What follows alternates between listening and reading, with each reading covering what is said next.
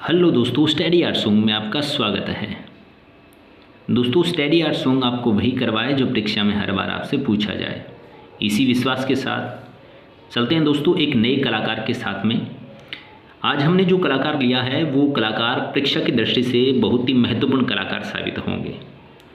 हर बार इनसे संबंधित 2 या 3 प्रश्न हैं वो परीक्षा में पूछे जाते हैं और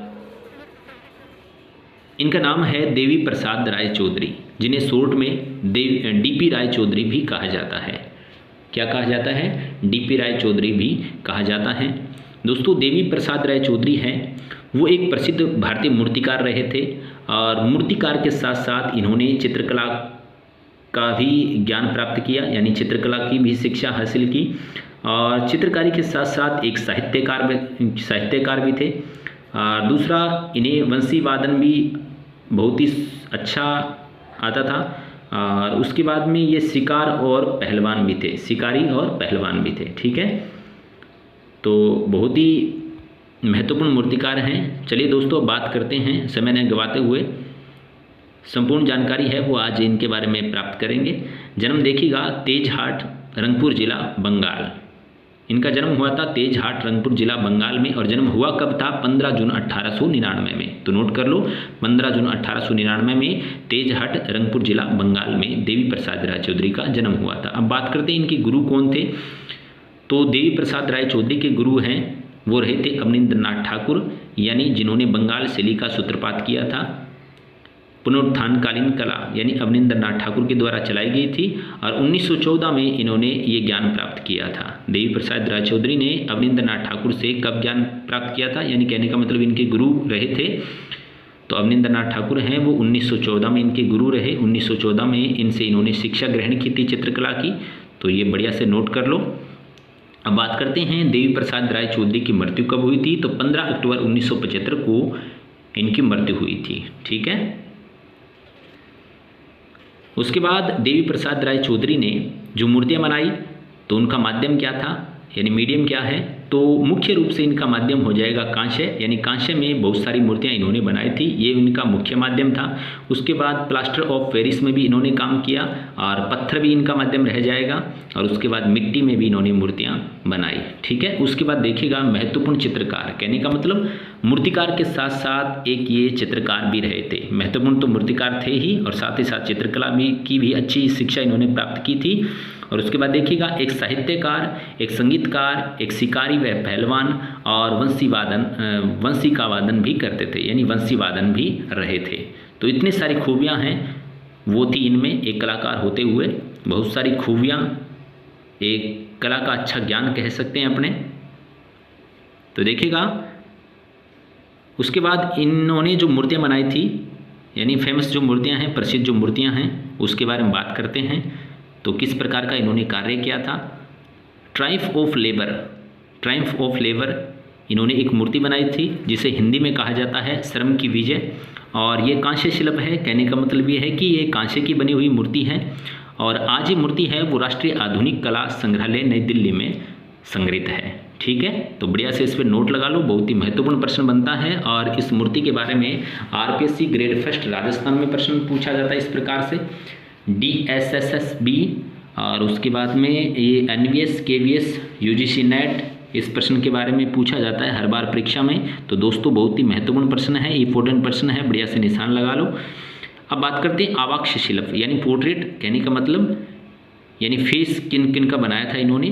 तो आवाक्ष शिल्प इन्होंने बनाया था एक तो महात्मा गांधी का, दूसरा बनाया था पर्सी ब्राउन का, तीसरा जगदीश चंद्र बोस का और चौथा बनाया था एनी बेसेंट और पांचवा नेहरू का।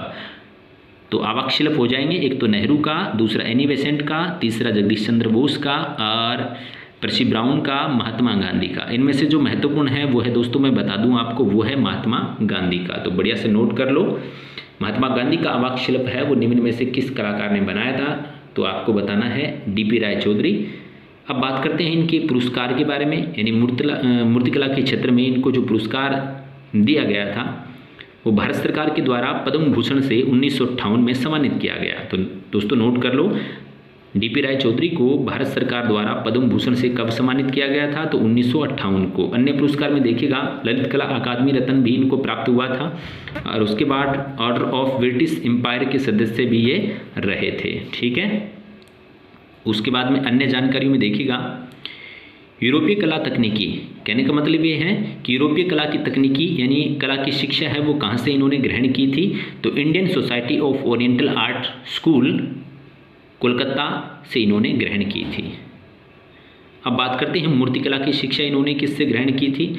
तो हरिणिम राय चौधरी का एक कला स्टूडियो था और वहाँ पर मॉडलिंग का कार्य सिखाया जाता था, और यहीं पर हरिणिम राय चौधरी के पास इन्होंने क्या है मूर्तिकला की शिक्षा ग्रहण की थी डीपी राय चौधरी ने। ठीक है, तो बढ़िया से नोट कर लीजिएगा।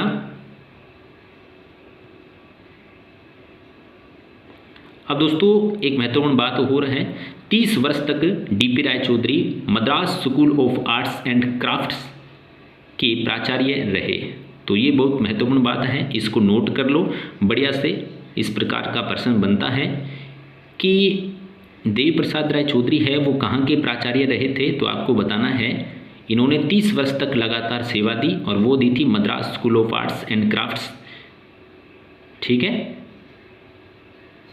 तो बढ़िया से नोट कर लो, यहाँ पर ये प्राचार्य रहे थे। और उसके बाद देखिएगा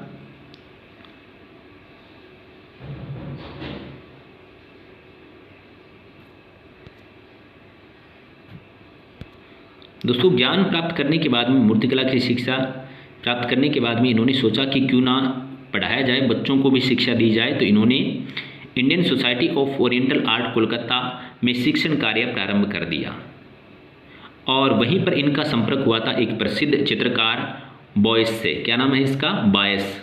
नोट कर लीजिएगा, चित्रकार बायस से इनका परिचय हुआ जो इटली के थे और पश्चिम चित्रण तकनीकी में माहिर थे, और बॉयस है वो तेल रंग में चित्र कार्य करते थे। ठीक है, तो इन्होंने क्या है कोलकाता में जब ये शिक्षण कार्य कर रहे थे, मतलब शिक्षण कार्य प्रारंभ किया था डीपी राय चौधरी ने, और वहीं पर एक इनकी मुलाकात हुई थी चित्रकार बायस से जो इटली के थे, और ये पश्चिम चित्रण कार्य करते थे, तेल चित्रण में माहिर कलाकार थे बॉयस, और इन्हीं से डीपी राय चौधरी ने तेल रंग की शिक्षा ग्रहण की थी। और तेल रंग में शिक्षा ग्रहण करने के बाद में इन्होंने जो पहला चित्र बनाया था वो था दुर्गा पूजा यात्रा। तो पूछा जाता है दुर्गा पूजा यात्रा वो किस चित्रकार के किसके द्वारा बनाया गया है, किस कलाकार के द्वारा बनाया गया है? तो आपको बताना है वो बनाया गया है प्रसिद्ध मूर्तिकार डीपी राय चौधरी के द्वारा। यानी वैसे तो ये प्रसिद्ध मूर्तिकार रहे थे, ठीक है ना, लेकिन ये चित्रकला की भी इन्होंने शिक्षा ग्रहण की, तो चित्र भी इन्होंने बनाए थे। ठीक है, तो ये बढ़िया से नोट कर दो। दोस्तों मैं आपको बता दूं कि शर्म की जो विजय है, ट्रायम्फ ऑफ लेबर, इस प्रकार का इन्होंने 2 मूर्तिशिल्प बनाए थे। एक बनाया था चेन्नई में मरीना समुद्र के किनारे, चेन्नई में बनाया था, मरीना समुद्र के किनारे बनाया था इस प्रकार का शिल्प।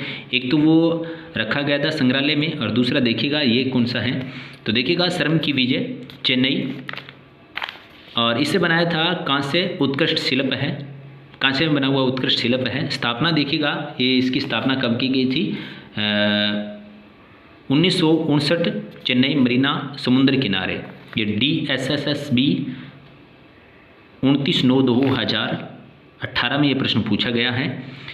और देखिएगा यहाँ पर देश का प्रथम श्रमिक दिवस मनाया गया था। कहाँ पर बनाया गया था? मरीना समुद्र के किनारे, चेन्नई में है ये मरीना समुद्र। और श्रम की जो विजय है वो 2 प्रकार से मूर्तिशिल्प बने हुए हैं। एक तो जो मूर्तिशिल्प बना हुआ है वो मैंने बताया था आपको, वो तो प्रसिद्ध मूर्तिशिल्प है, ठीक है, तो वो था ट्रायम्फ ऑफ लेबर। देखिएगा श्रम की विजय, ये राष्ट्रीय आधुनिक कला संग्रहालय नई दिल्ली में सुरक्षित है। और दूसरा इन्होंने मरीना समुद्र के किनारे बनाया था जो चेन्नई में है, ठीक है, तो इसको भी याद रखना।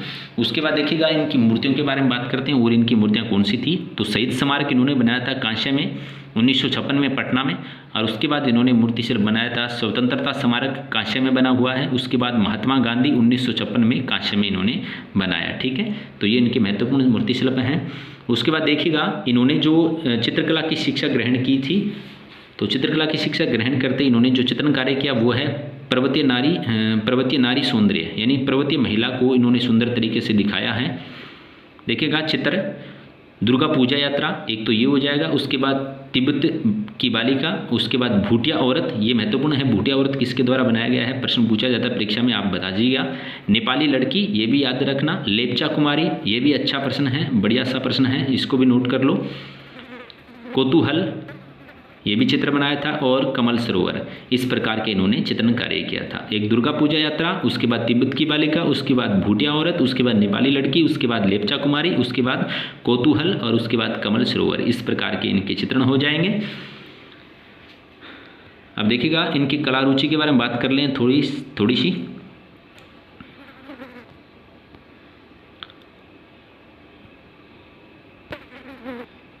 दोस्तों आगे की जानकारी है वो आपको दूसरे भाग में दी जाएगी।